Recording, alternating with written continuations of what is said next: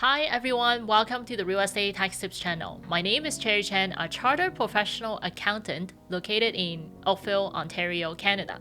My mission is to become the Google Maps for hardworking Canadians seeking financial freedom. We live in this great country called Canada. It's most well known for hockey, extreme politeness, scenery, maple syrup, and taxes. We get taxed a lot, as much as 53.5% in Ontario. We only get three things tax-free in this country. One is our primary residence that we live in.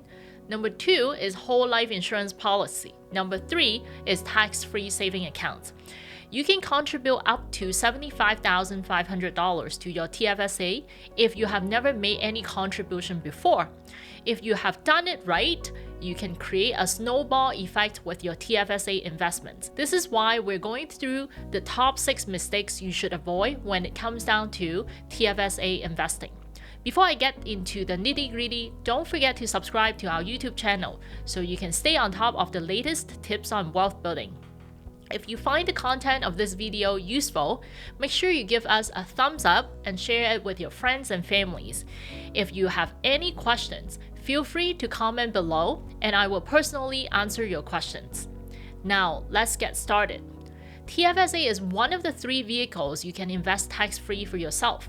However, there are 6 common mistakes that we all should avoid. Number 1, not saving or using TFSA at all. I'm guilty of this. When TFSA was first introduced by the government back in 2009, the contribution limit was only $5,000 annually. Yep, only $5,000. I quickly dismissed the idea of putting any money into my TFSA account. $5,000 was so minimal. What can I really invest with $5,000? Well, what difference would it make if I put away just $5,000? It turns out saving $5,000 annually can accumulate to a large pot of cash. Fast forward to 2021, the cumulative contribution limit is $75,500 if you have not made any contribution to your TFSA. $75,500 is a sizable sum of money that you get to invest tax-free. Imagine earning 10% return on $75,500 year in and year out. As a side, if you want to find out about these 5 investment strategies in TFSA that consistently beat the market, make sure you watch this video. Make sure you start setting aside money to invest in your TFSA account. Number 2, using TFSA as a saving account, but you do not invest your saving anywhere.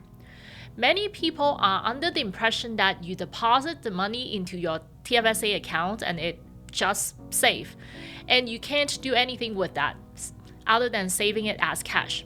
Big mistake. As a matter of fact, in this 2019 survey done by RBC, 42% of TFSA holders who responded to the survey said that they kept their TFSA in cash and saving accounts.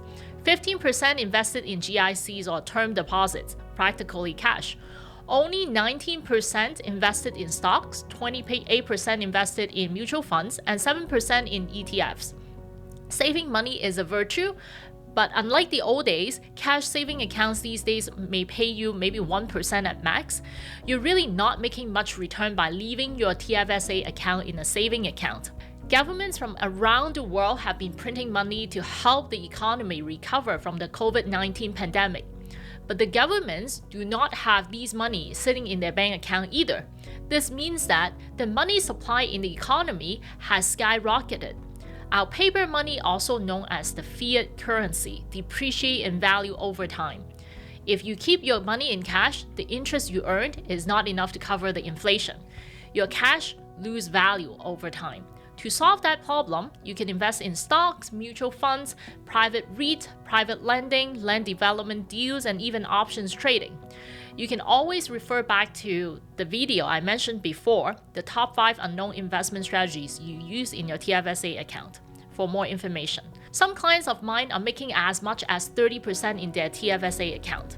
Make sure you educate yourself, learn about the pros and cons of different investment strategies, and invest the money in a strategy that you are comfortable with. The last thing you want to do is to have your hard-earned saving losing value over time. The third mistake, investing in US dollar dividend stock. Internal Revenue Service, IRS, also known as the United States version of CRA, does not recognize tax-free saving accounts in Canada. What it means is that when you use your TFSA money to invest in high dividend yield stock in the US, the brokerage treats your TFSA account investment as if it were the regular trading account. They withhold 15% non-resident withholding tax on the dividend before releasing the dividends to your TFSA account. If you are supposed to earn a dividend return of $10,000, you might only be able to get $8,500 when you invest using your TFSA account. But you can get the full $10,000 dividend return from a US stock if you were to invest in your RSP account instead. So make sure you pick the right account to invest in US dollar dividend stock to maximize your return. Number 4, day trading in TFSA account. Day trading is not allowed in TFSA. If you do day trading in TFSA, you're subject to something called the advantage tax. 100% of your profit can be taxable, completely defeating the purpose of day trading in TFSA. But what is day trading? Does that mean as long as you don't day trade, then you're not considered day trading? Well, the truth is, there isn't one single factor to determine whether your trading activities in your TFSA is considered day trading or not. It turns out that CRA looked at all the factors listed below, apply them to your particular situation, and make their conclusion from there. Here are the 6 factors CRA looks at when they conclude whether you are day trading in your TFSA account or not. The first factor, how often do you trade in your TFSA? Frequency of trading matters. Number 2, how long do you own your investments? Number 3, how much knowledge do you have and your experience in trading in the security market? For example, if you have your Chartered Financial Analyst license, also known as CFA, and you work as a day trader for big banks, chances are your personal trading transactions in your TFSA are more likely to be perceived as day trading activities. On the other extreme, if you're a plumber and had no financial background at all, your transactions in your TFSA are less likely to be perceived as day trading activities. Number 4, how much time do you spend on studying and analyzing the market to find your next purchase? If you spend a lot of time, chances are you are more likely to be perceived as a day trader. The 5th factor CRA look at is if you are using a margin account or are you borrowing to invest in your TFSA. Typically speaking, the brokerage would not allow you to open a margin trading account in your TFSA. If you borrow money to contribute to your TFSA, the act of borrowing is more in line with someone who day trade. Hence, you're more likely to be perceived as a day trader in your TFSA. The 6th factor, what type of securities are you buying? Are they speculative in nature and do not pay dividends?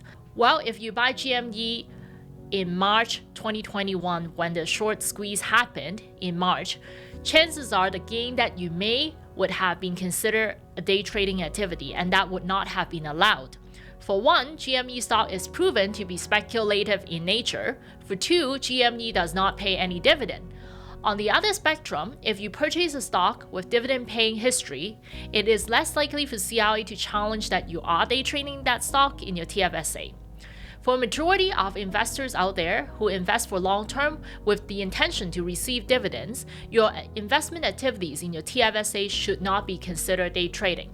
For those who are constantly trading in TFSA, you might want to reduce the frequency of trading, move some of the speculative stock trading to a different trading account to stay on the right side of CRA. The 5th mistake, over-contribute to your TFSA account. Our government decides how much you are allowed to contribute to your TFSA every year. Unused annual contribution limit can be carried forward to future years.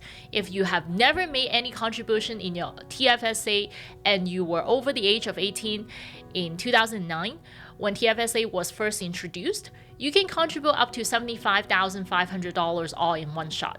If you are unsure about what your TFSA contribution limit is, make sure you watch our TFSA Fundamentals video with this link. If you over-contribute to your TFSA, you will be charged on an over-contribution penalty, 1% a month on the amount of over-contribution. Say you over-contribute by $5,000, you charge $50 per month. until next year when contribution limit is granted again, or until you withdraw from your TFSA. So the last thing you want is to incur any overcontribution penalty to your TFSA. The sixth mistake is something more complicated. It's called successor holder versus designated beneficiaries. This is an interesting term, or this is an interesting concept. I didn't even realize that this could be an issue as an accountant myself until I start putting more effort into researching TFSA. When a Canadian passes away, your TFSA portfolio can be left to whoever you want. How you leave it to your next of kin matters. You can either leave your TFSA to a beneficiary, or you can designate a successor holder. Typically, people designate a beneficiary to the TFSA account without much thought. It turns out there are significant advantages to designate someone as successor holder instead of beneficiary. Let's use John and Jane as an example. At the time when John passed away, the fair market value of his TFSA account is $100,000, say $100,000. If John designated Jane as the beneficiary of John's TFSA, Jane inherited $100,000 outside of her TFSA. If she wanted to continue to invest this $100,000 inheritance in her TFSA, she would need to have sufficient contribution room in her personal name. On the other hand, had John designated Jane as the successor holder of his TFSA, Jane could choose to transfer the entire $100,000 as an exempt contribution into her TFSA account. She could continue to invest this $100,000 in her own TFSA without affecting her contribution room. Imagine when Jane passed away and designate her son as the successor holder, the portfolio could have a huge snowball effect down the road. Now that we have gone through the 6 mistakes you should avoid when you invest using your TFSA, if you find our video useful, make sure you hit the like button and give us a thumbs up so YouTube algo can pick it up. If you have any comments or questions, leave it below so I can get back to you. I'm also in the process of finalizing my TFSA playbook. If you want to grab a copy, visit TFSAPlaybook.ca to pre-order yours for free today. Until next time, happy investing.